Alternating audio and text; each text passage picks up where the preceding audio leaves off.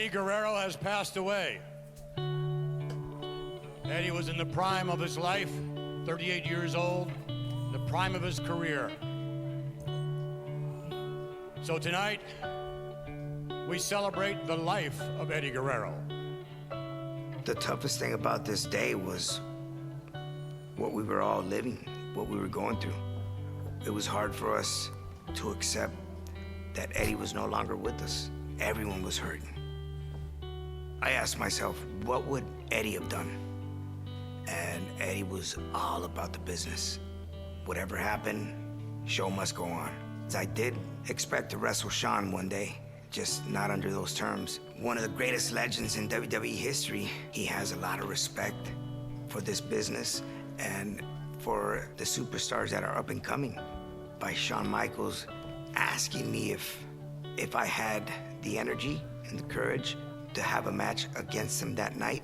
He didn't have to choose me, but he did because he knew that Eddie would have loved it. That speaks of the type of human being that he is.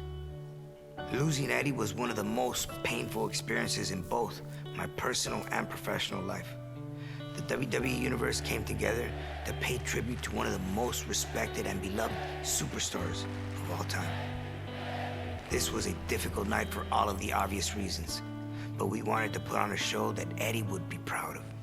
I found myself in a rare one-on-one match with another living legend, the Heartbreak Kid, Shawn Michaels.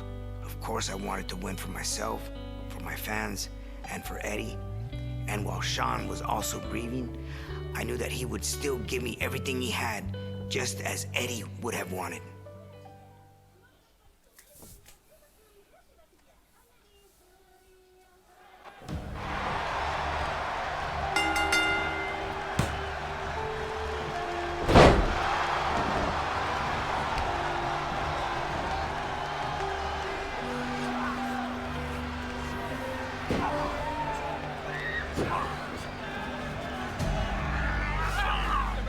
That night was heartbreaking, but at the same time it was special in its own way.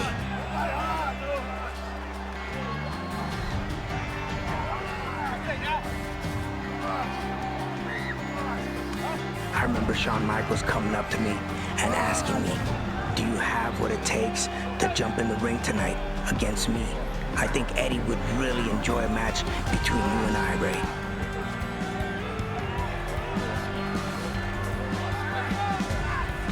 How can I resist? As heartbroken as I was, I knew that Eddie would have loved to continue on.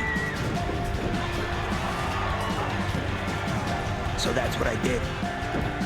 I knew it was going to be something special.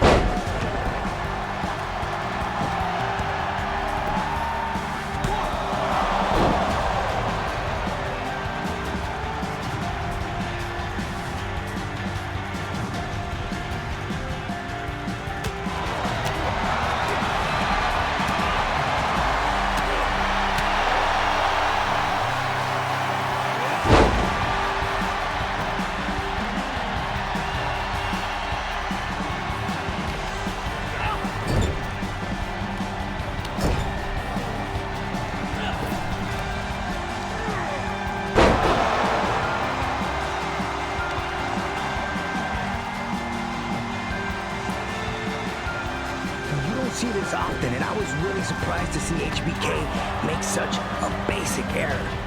but I was going to capitalize if I could. You have to. There's no other way to put it. I don't think he was necessarily done at this point, but you always gotta try, right? There's no other way. If that 619 connects, I'm thinking to myself, it's over. I remember Shawn biting on that 619 fake out and just thinking to myself, let's go, and just launching myself out into the floor.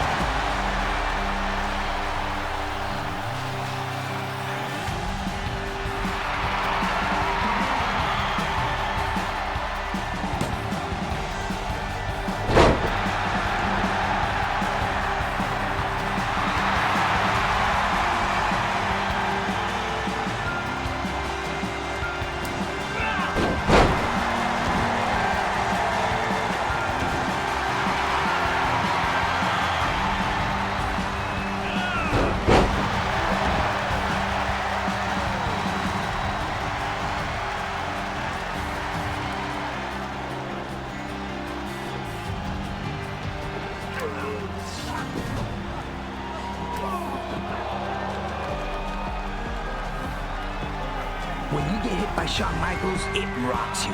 And by that time, I could really get what was going on here.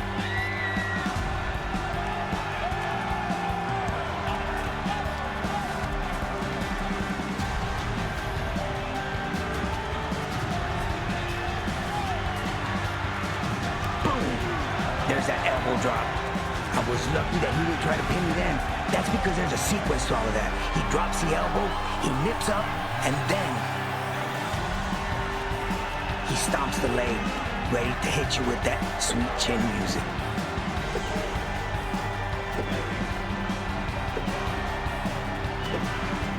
I remember getting up and luckily moved at the right time. So I connect with the 619, and I already know what's coming next. Springboard, leg drop. When I hit that and I saw that he didn't move and I connected, I remember hooking the leg and I was in awe when I heard the 3. I couldn't believe it. I really was shocked. Rey Mysterio! Now you have to keep in mind, this was my first time facing Shawn Michaels. But at the same time, my brother had just passed. So, mixed emotions, but I felt like a truly blessed man, and I know Eddie was watching. I know Eddie was in that ring. He had a special corner that night and enjoyed every minute of it, just like we did.